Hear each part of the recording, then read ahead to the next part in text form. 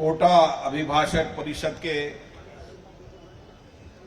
शपथ ग्रहण और पदभार समारोह में हमारे बीच में कोटा दक्षिण के विधायक माननीय संदीप शर्मा जी, पहले शपथ दिलानी है ना? माननीय संदीप शर्मा जी, लाडपुरा की विधायिका श्रीमती कल्पना देवी जी, जिला एवं सत्र न्यायाधीश श्री अश्विनी जी, बार एसोसिएशन के अध्यक्ष और महामंत्री और सभी पदाधिकारी को मेरी बहुत बहुत शुभकामनाएं, बहुत बहुत बधाई।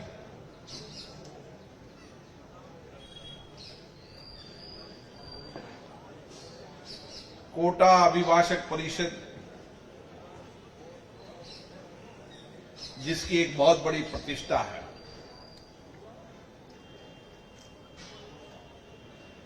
और यहां पर अभिभाषक परिषद में काम करते हुए लोगों को न्याय और सेवा करते हुए हमारे महान नेताओं ने यहां आजादी की लड़ाई लड़ी और आजादी के बाद इस विकास में योगदान दिया। जब हम आजादी के इतिहास को पढ़ते हैं तो उस आजादी की लड़ाई में जितने भी बड़े नेता हुए वह कहीं न कहीं वकील थे, बैरिस्टर थे,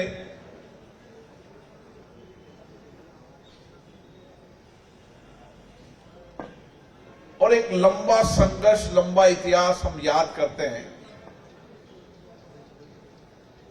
तो आजादी के पहले जहां आजादी दिलाने में उनका योगदान रहा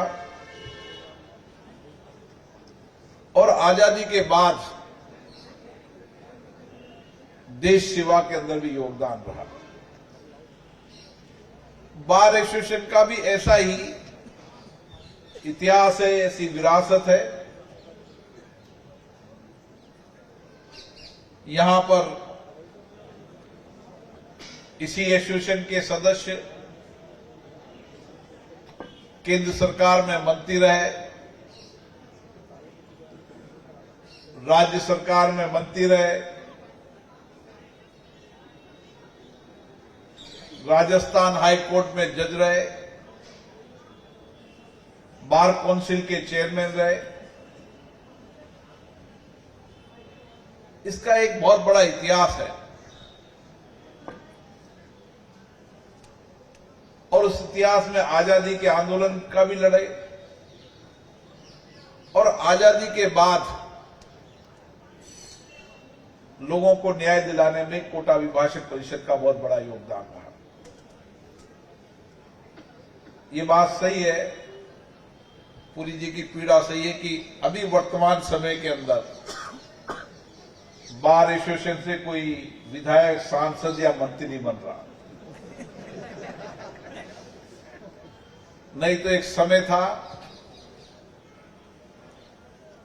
चाहे केंद्र सरकार मंत्री हो, चाहे राज्य सरकार मंत्री हो, चाहे विधायक हो, वो वकील जरूर होता था। और फिर वकील तो वकील है, वकील कोई भी पक्षकार के पक्ष में जब बोलता है तो दोनों तर्क दे सकता है। वो पक्ष में भी दे सकता है, विपक्ष में भी तर्क दे सकता है। और इसीलिए जब वह लोकतंत्र के मंदिर में होता है, विधायक होता है, सांसद होता है, तो सरकार में रहता है तो वो अलग तर्क देता है और वही जब प्रतिपक्ष में बैठता है तो अलग तर्क देता है। मैं देखता हूं कि लोकतंत्र के मंदिर में भी इसी तरीके से हम अपनी अपनी बात तर्कों से रखते हैं। और मैं खुशी के साथ कह सकता हूं कि दुनिया के अंदर जितनी लोकतांत्रिक व्यवस्था है, उस लोकतांत्रिक व्यवस्था के अंदर भारत का संविधान एक ऐसा संविधान है जिसमें सबको न्याय पाने का अधिकार है। और इतनी लंबी लोकतंत्र यात्रा के अंदर आज भी हमारी न्यायपालिका स्वतंत्र है, निष्पक्ष है, निडर है। और इसीलिए देश की जनता का न्यायपालिका पर बहुत बड़ा भरोसा है। यहां न्यायिक अधिकारी भी बैठे हैं। हमको इस प्रतिष्ठा को कायम रखना चाहिए। सरकार आती है, सरकार बदलती है, लेकिन एक सामान्य आदमी एक बात कहता है कि अगर आप मेरा काम नहीं करेंगे तो कानून का दरवाजा खोलूंगा, कोर्ट में जाऊंगा। और वो इस अपेक्षा के साथ आता है कि मुझे कहीं न्याय मिला न मिला, लेकिन अदालत में जाऊंगा तो मुझे न्याय जरूर मिलेगा। यह विश्वास भरोसा उसका आज भी है। और इसलिए हमारी लोकतांत्रिक व्यवस्था में एक बात हम कहते हैं कि कानून से ऊपर कोई नहीं है। और इस व्यवस्था को हम जितना कायम रखेंगे, उतनी सर्वश्रेष्ठ लोकतांत्रिक व्यवस्था हम चलाएंगे। आज हम सबको गर्व है कि इस 75 वर्ष की लोकतंत्र की यात्रा के अंदर जनता ने कई सत्ताओं को परिवर्तन किया, कई सत्ताएं बनाई और सहज रूप से सत्ता का हस्तांतरण हुआ। यह हमारे लोकतंत्र की सबसे बड़ी ताकत आज भी है। भारत के संविधान में आवश्यकता अनुसार संविधान में परिवर्तन किए,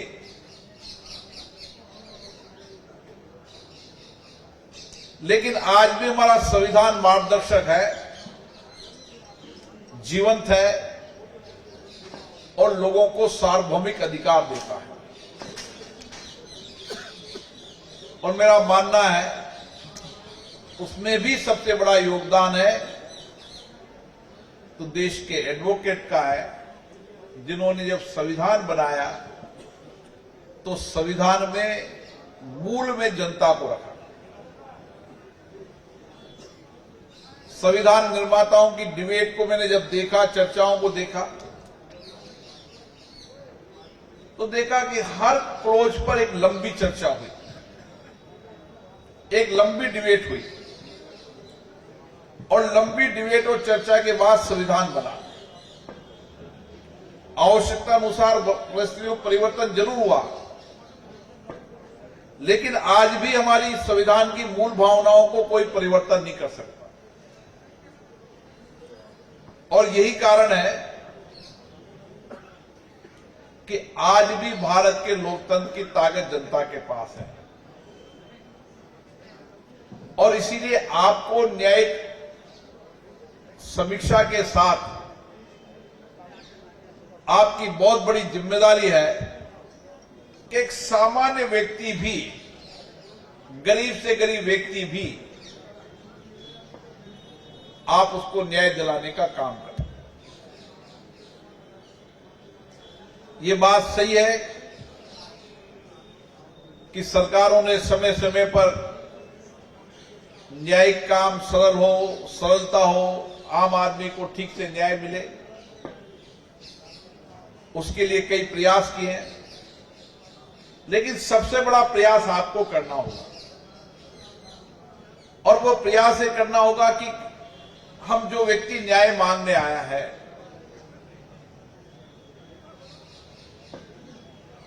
उसको न्याय सरल से मिले, सस्ता मिले और तुरंत मिले।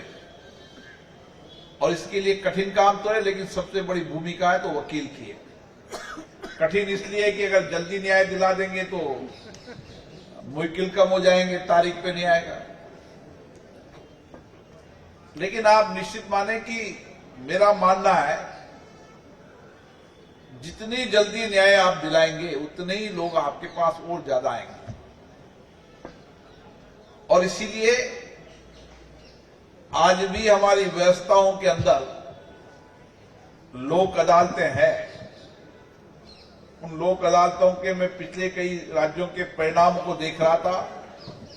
संसद में एक प्रश्न में मैंने देखा था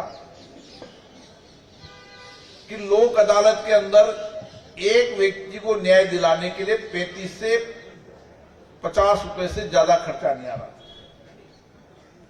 हमारी कोशिश ये होना चाहिए लोक अदालतों में हम ज्यादा से ज्यादा मामलों का निपटान करें। हमारी कोशिश होनी चाहिए, पुलिस साहब ऐसे बहुत हड़ताल करते हैं,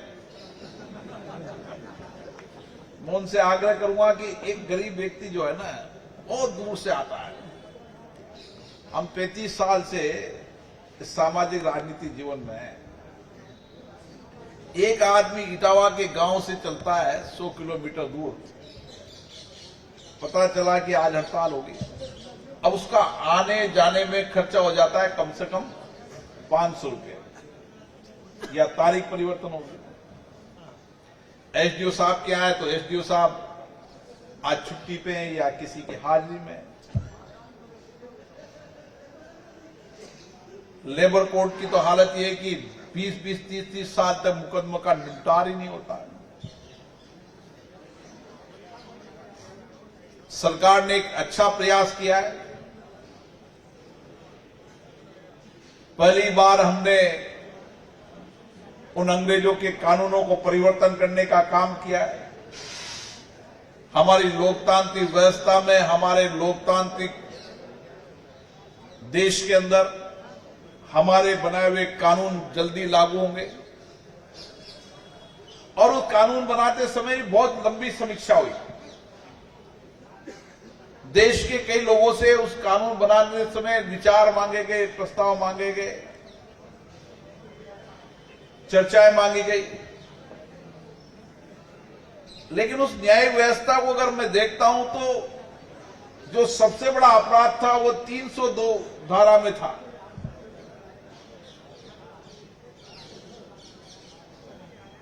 और इसीलिए इतने साल बाद सरकार ने फैसला किया कि कानून लाना है और आजादी के बाद हमारी चुनी सरकार कानून लाए और कानून को परिवर्तन करने का काम करे। कानून सरल भाषा में होना चाहिए, सहज भाषा में होना, बोलचाल की भाषा में होना चाहिए, ताकि आम आदमी कोर्ट के निर्णय को समझ सके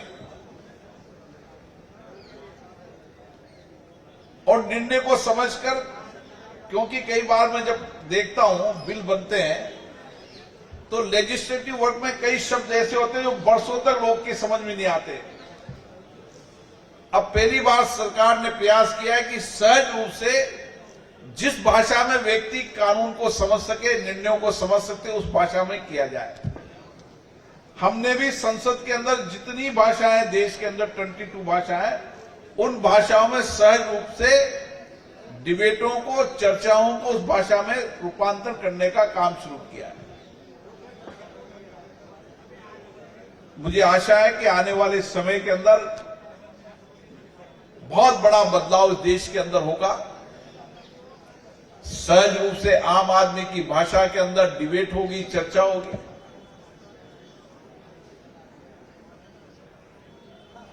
निर्णय आम आदमी की भाषा में होने लगेंगे जो सहज रूप से, सामान्य रूप से समझ सके, क्योंकि उस निर्णय की जो पाठ है उस पर बहुत समीक्षाएं होती है। निर्णय की एक भाषा, एक शब्द में सब कुछ परिवर्तन हो जाता है।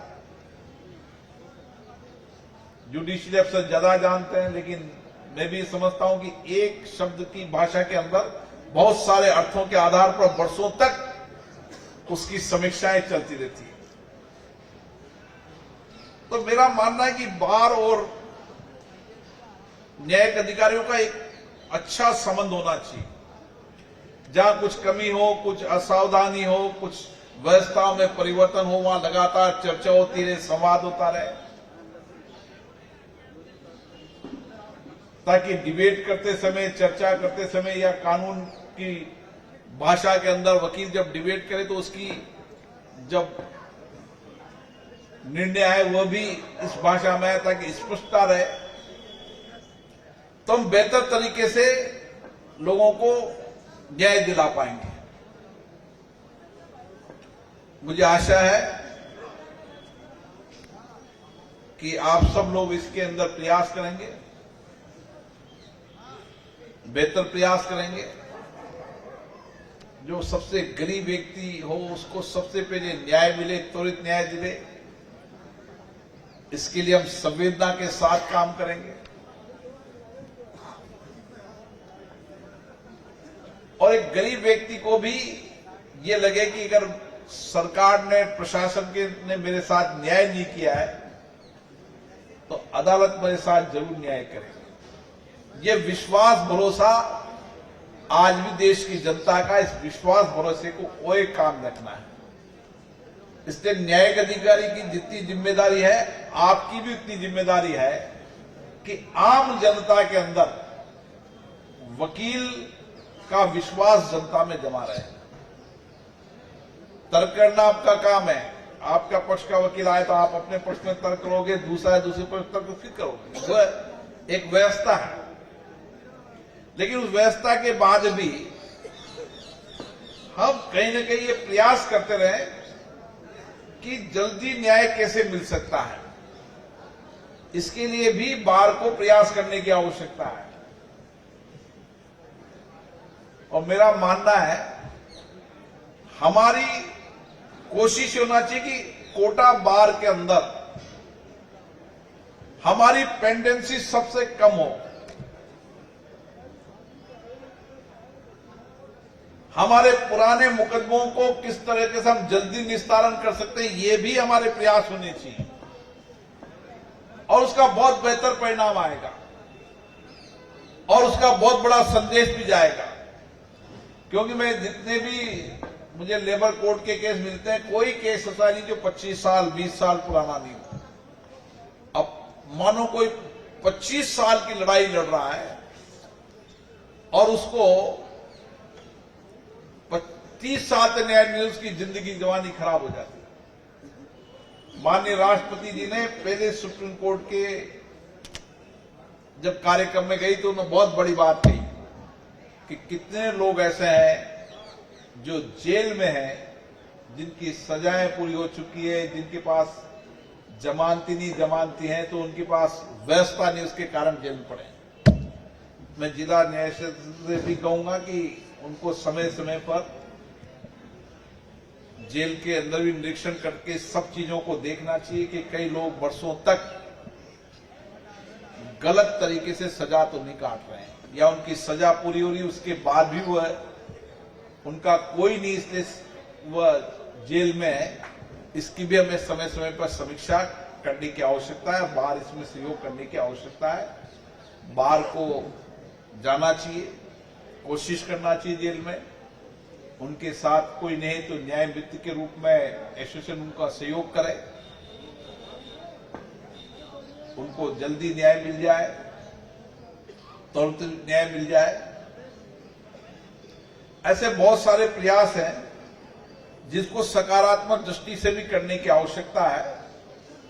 मुझे आशा है कोटा बार एसोसिएशन एक नई पहल करेगी, नई उम्मीद जनता में जगाएगी, नई विश्वास जनता में जगाएंगे।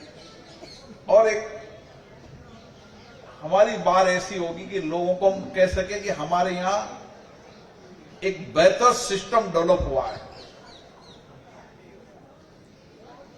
कि हर गरीब व्यक्ति जिसके साथ कोई नहीं, कोटा की बार उसके साथ खड़ी है। ये एक संदेश जाना चाहिए और उसके लिए जो सहयोग की आवश्यकता और निश्चित रूप से सहयोग करेंगे। जो मुद्दे आपने उठाए हैं, मिनी सचिवालय, अन्य मुद्दे, मेरे ध्यान में है।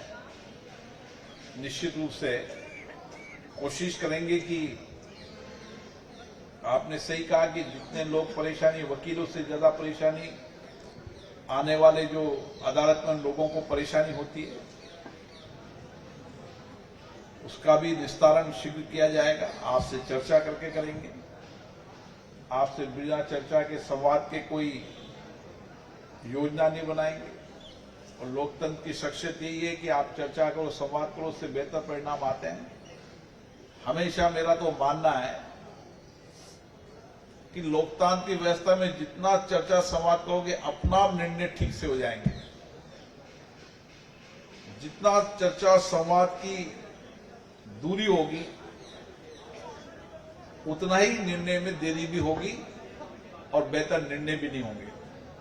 और इसीलिए हमारी लोकतांत्रिक व्यवस्था में हम चर्चा, संवाद, आपसी सहमति और सहमति के साथ कार्य योजना बनाना, ये क्रम चलते रहना चाहिए। और कुछ नए बदलाव नया दिखना चाहिए। बदलाव निर्माण से नहीं होता, बदलाव होता है लोगों के विश्वास भरोसे से। हमें और विश्वास भरोसा लोगों को जगाना चाहिए। जितना लोगों में विश्वास भरोसा होगा, उतनी ही कोटा बार एसोसिएशन की प्रतिष्ठा बढ़ेगी, भरोसा बढ़ेगा। हर व्यक्ति को लगना चाहिए अगर मेरे पास धन का अभाव है, अगर मुझे न्याय चाहिए तो मेरे पास धन नहीं होगा, तो भी कोटा बार एसोसिएशन मेरे को न्याय दिलाने के लिए मेरे साथ खड़ी होगी। ये संदेश यहां से जाना चाहिए। आप सभी पदाधिकारियों को बहुत बहुत शुभकामनाएं। मुझे आशा है मनोज पुरी जी ऐसे क्रांतिकारी अध्यक्ष हैं, उनके नेतृत्व में नया बदलाव आएगा। बदलाव हड़ताल का बदलाव नहीं, क्योंकि इनका इतिहास लंबी हड़ताल करने का रहा है और वकीलों को बाहर निकालने का भी लंबा इतिहास रहा है। इसलिए इतिहास नए बदलाव का होना चाहिए। कोटा बार एसोसिएशन का विश्वास भरोसा जनता में बना रहे। और दो पहिए हैं, अभिभाषक और न्याय अधिकारी, उनके संवाद बनी रहे। समय समय पर कोई विषय पर अगर वाद विवाद होता है तो आपस में बैठकर चर्चा करें और चर्चा करके उसका समाधान निकले, क्योंकि टकरार से कोई समस्या का समाधान नहीं होगा। चर्चा संवाद से ही समस्या का समाधान होगा। आप सभी को बहुत बहुत धन्यवाद।